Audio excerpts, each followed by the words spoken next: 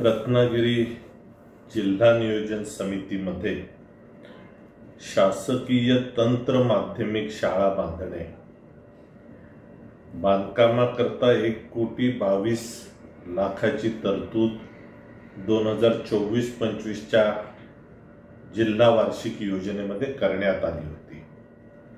तरतूद होती 1,22,00,000ची।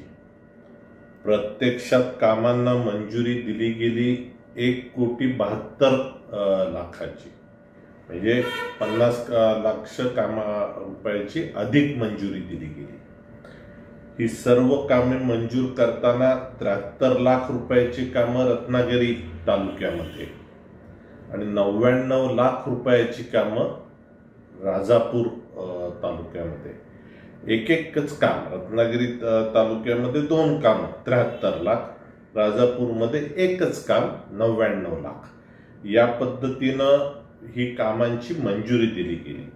खरं तर राजापूरमध्ये शासकीय तांत्रिक विद्यालय जे आहे, या तांत्रिक विद्यालयामध्ये प्रवेश क्षमता आहे 60, पण विद्यार्थ्यांची प्रवेशाची अट आहे, प्रवेशाची मुलं येत आहेत 40-45। गेल्या वर्षी 47 मुलं होती, गेल्या वर्षी जास्त होती, पण तांत्रिक शाळेत इतके कमी प्रमाणात मुलं आहेत। इथे आहे ती जागा पुरणारी आहे। खरं तर अन्य योजना वेगवेगळ्या आहेत, पण जिल्हा नियोजनमध्ये उपलब्ध निधी आहे, बांधकामाकरता वापरता येतो, कंत्राटदारांचं भलं करता येतं, म्हणून 1,22,00,000च्या ठिकाणी 1,72,00,000ची मंजुरी आणि ती सर्व कामं केवळ रत्नागिरी आणखीन राजापूर तालुक्यामध्ये। कंत्राटदारांच्या भल्याचे विषय रत्नागिरी आणि राजापूरमध्ये, बाकी सर्व तालुक्यांनी कोणतंही काम करायचं नाही किंवा तिथल्या कंत्राटदारांना कामं नसली तरी ते आनंदी राहू शकतात। या पद्धतीचा जिल्हा नियोजन मंडळाचा कारभार केवळ एका दिशेला जातोय। याच्याऐवजी जिल्ह्यातल्या 9 तालुक्यांच्या विकासाचा विचार केला जावा, या पद्धतीचा मागणी ही दोनही उपमुख्यमंत्री आणि मुख्यमंत्री यांच्याकडे आम्ही केलेली आहे।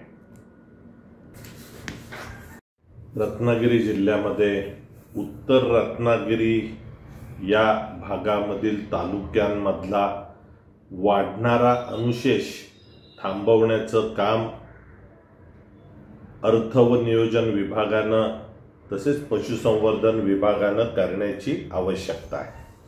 2024-25 या आर्थिक वर्षामध्ये जिल्हा नियोजन मंडळाकडनं पशुसंवर्धन विभागाच्या राज्यस्तरीय जो भाग आहे त्याकरता काही बांधकामाकरताचा निधी मंजूर झाला।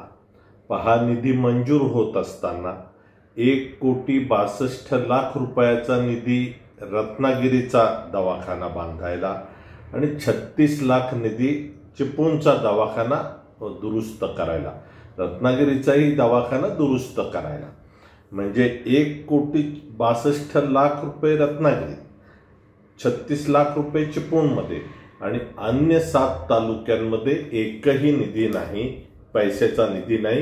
ही राज्यस्तरीय पशुसंवर्धन विभागाची स्थिती आहे।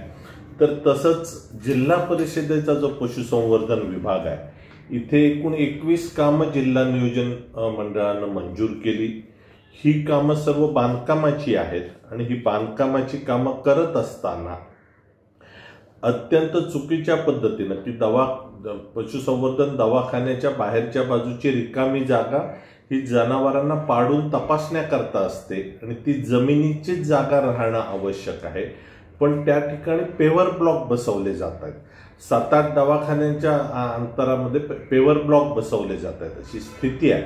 एक वेगळ्या पद्धतीचं काम मंजूर होतंय की जुन्या इमारतींचे निर्लेखन करून नवीन इमारत बांधणे, म्हणजे मंजुरीच अशी पद्धती होते, निर्लेखन करून इमारत बांधणे, प्रशासकीय मान्यता देऊन टेंडर काढून ठेवायचं, हा त्याच्या मागचा केवळ हेतू आहे। आणखीन या पशुसंवर्धन दवाखान्याला फॉल सिलिंग करणे हे पण काम मंजूर आहे आणि कामांच्या मंजुऱ्या कशा पद्धतीच्या आहेत तर 76 लाख रुपयाची कामं रत्नागिरी तालुक्यातील, 31 लाख रुपयाची कामं राजापूर तालुक्यातील, 42 लाख रुपयाची कामं चिपळूण तालुक्यातील, 5 लाख संगमेश्वर, 3 लाख गुहागर, अन्य रत्नागिरी जिल्ह्यातल्या उत्तरेकडील 4 तालुक्यांकरता निधीच नाही. म्हणजे रत्नागिरी जिल्हा परिषदेतल्या 51 जी पशुसंवर्धन विभागाची वैद्यकीय अधिकाऱ्यांची पदं आहेत त्यापैकी 35 पदं रिक्त आहेत. म्हणजे त्या दवाखान्यात डॉक्टर नाही, पण त्या दवाखान्याची इमारती दुरुस्ती होऊन पूर्ण राहणार आहे. हा जो निधीचा अपव्यय केवळ कंत्राटदारांच्या भल्याकरता आणि ठराविक रत्नागिरी आणि राजापूर तालुक्यांमधल्याच कंत्राटदारांच्या भल्याकरता केला जातोय. याकरता वरिष्ठ मुख्य सचिवांमार्फत या सर्व विषयाची तपासणी होण्याची आवश्यकता आहे.